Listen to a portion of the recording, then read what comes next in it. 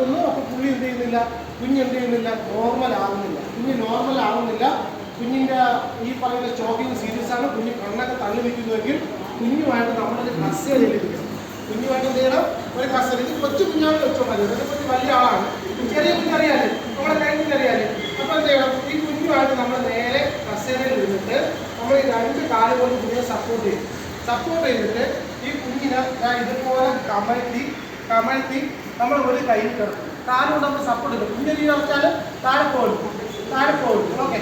എന്നിട്ട് കുഞ്ഞിനെ വാടന്നിരിക്കുന്നത് നമുക്ക് ഈ രണ്ട് കൊണ്ടുകൊണ്ട് വായു നമ്മൾ തുറന്നു വെച്ചിട്ട് ഈ കൈ ഉപയോഗിച്ച് എന്ത് ചെയ്യണം, നേരത്തെ പറഞ്ഞ പോലെ പാട്ടൊക്കെ എന്ത് ചെയ്യണം, ശക്തമായിട്ട് 1 2 3 4 5 5 നമ്മൾ എന്ത് ചെയ്യുന്നു, തട്ടിട്ട് നമ്മൾ എന്ത് ചെയ്യണം, നമ്മൾ നേരെ കുഞ്ഞിനെ തിരിച്ച് ഇതേപോലെ കയറാം. പിന്നെ നമ്മൾ മുഖത്തോട്ട് കിടക്കാം.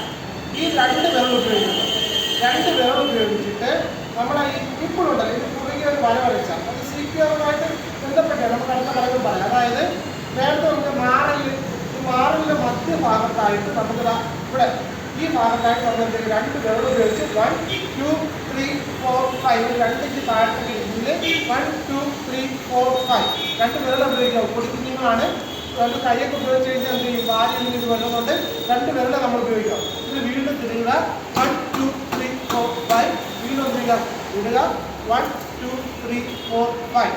എന്നിട്ട് കുഞ്ഞിൻ്റെ വാ നോക്കുക.